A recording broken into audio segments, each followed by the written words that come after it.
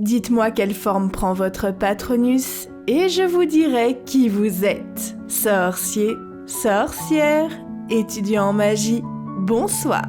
Puisque les nuits s'allongent et que les fêtes de fin d'année approchent à grands pas, il me semblait assez adéquat d'aborder un sortilège des plus lumineux avec vous. Vous l'aurez compris, ce soir on parle du sortilège du Patronus. Alors, non pas pour vous refaire un cours entier sur le sortilège, car ça, je l'ai déjà fait, mais plutôt pour déceler les symboliques et les significations cachées derrière la représentation corporelle du sortilège du Patronus d'un de vos personnages préférés. J'espère que vous êtes prêts, car il y a beaucoup à raconter. Allez, installez-vous confortablement, prenez un chocolat chaud ou une boisson réconfortante et restez très attentifs à ce que je vais vous raconter. C'est parti pour identifier les différentes symboliques et significations que représente le Patronus corporel de Rémus Lupin et qu'il aurait dû prendre en compte pour son plus grand bien. Mais avant toute chose, commençons par vous rafraîchir succinctement la mémoire, voulez-vous? Le sortilège du Patronus est l'un des plus célèbres et des plus puissants sortilèges de défense contre les créatures des ténèbres connus dans le monde des sorciers. Sa pratique des plus complexes demande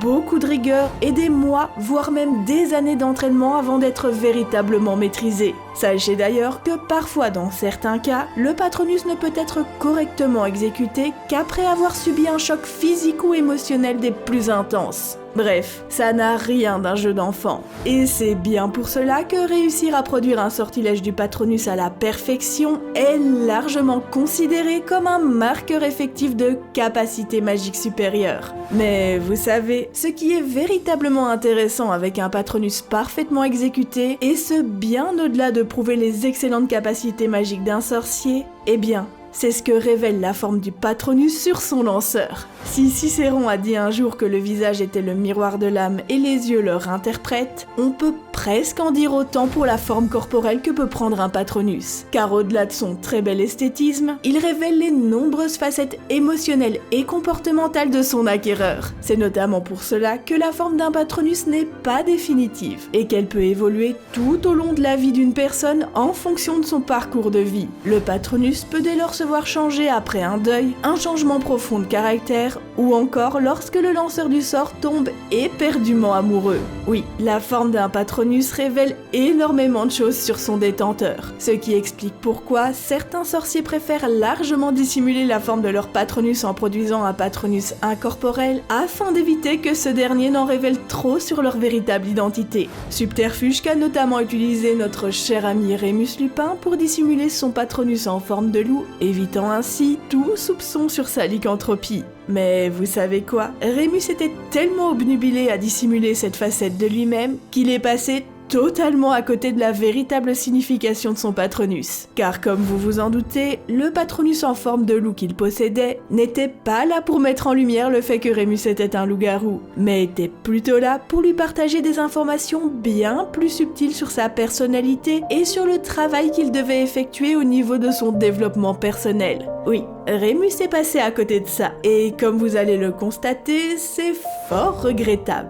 Mais avant de vous expliquer ce qui a coincé au niveau de son développement personnel et de comment son Patronus aurait pu y remédier, découvrons dans un premier temps ce que raconte le Patronus en forme de loup sur la personnalité de son détenteur. Alors, comprenez que le loup possède une myriade de significations et symboliques différentes à travers de nombreux pays, et que de ce fait, je ne vais pas toutes les citer, sinon nous serons là encore demain. Je vais de ce fait plutôt m'intéresser aux informations importantes ciblant le personnage de Rémus, en commençant par le fait qu'une des facettes très souvent liées au loup est la fidélité qu'il porte à sa communauté et à la protection de cette dernière. Par conséquent, si comme Rémus votre Patronus prend la forme d'un loup, il est possible qu'il représente votre sacré sens de la famille, votre sociabilité et même votre côté des plus protecteurs. Ce qui en soi tombe très bien, puisque le Patronus lié au loup est notamment là pour encourager cette facette de votre personnalité et vous amener à solidifier vos liens amicaux et familiaux pour les rendre encore plus spéciaux qu'ils ne le sont déjà, ce que Rémus n'a pas vraiment choisi de suivre. Mais ça, nous y reviendrons plus tard.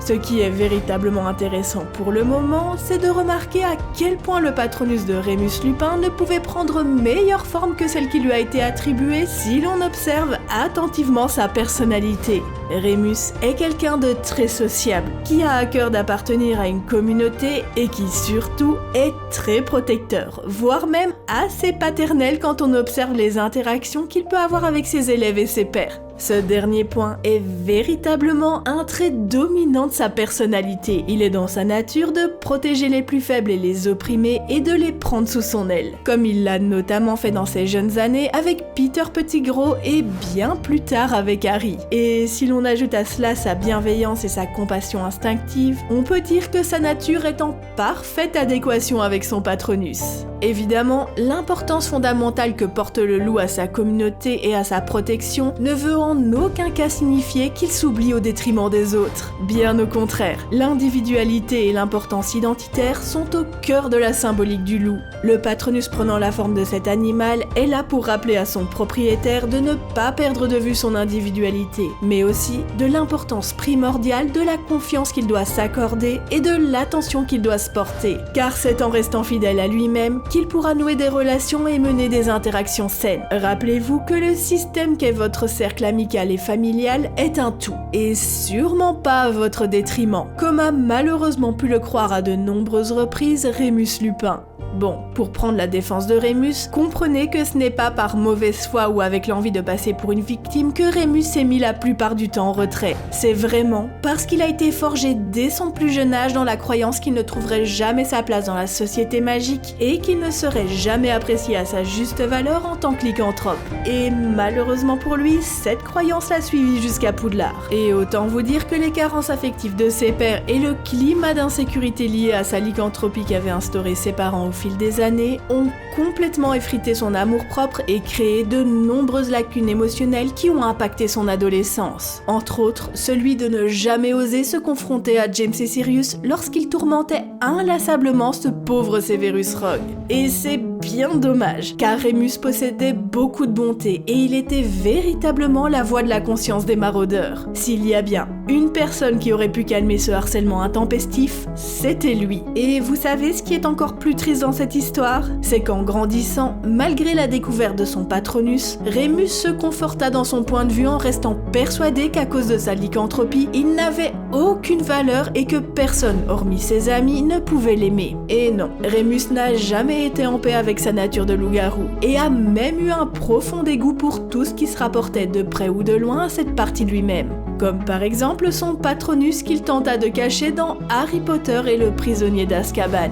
Évidemment, Rémus a très mal interprété la véritable nature de son Patronus. Car comme je vous l'ai déjà dit, ce dernier n'était pas là pour rappeler à Rémus à quel point il était différent et dangereux sous sa forme de loup-garou. Il était là pour lui rappeler de se connecter à son lui profond, à sa personne authentique et à trouver son rythme et son équilibre en tant que lycanthrope. Il était là pour que Rémus apprenne à mieux se comprendre, à se faire confiance afin de mieux percevoir et comprendre son monde intérieur autant que celui qui l'entourait et de s'intégrer de façon plus harmonieuse à sa communauté tout en gérant au mieux les valeurs qu'il tenait à cœur. Et tout ça en avançant beaucoup plus librement et légèrement qu'auparavant, sans culpabilité et sans être enchaîné à cette image de dangerosité ambulante. C'est là les véritables apprentissages du Patronus du loup. Trouver son équilibre personnel entre son identité et la place que l'on prend dans la société. Cultiver son monde intérieur en acceptant ses émotions, ses sentiments et en prenant conscience de ses ressentis tout en suivant son instinct afin d'amener des relations équilibrées. Sachez que le loup apparaît également pour accompagner les personnes assaillies de doutes qui remettent sans cesse en question leur intuition, la perception de ce qui les entoure ainsi que leur identité personnelle comme a pu le faire Rémus Lupin. Malheureusement, en ne suivant pas les apprentissages de son Patronus, Rémus s'est enfoncé peu à peu dans l'autodestruction et dans l'autosabotage de son propre bonheur. Et ça, on a pu le remarquer dès l'annonce de la mort de James et Lily.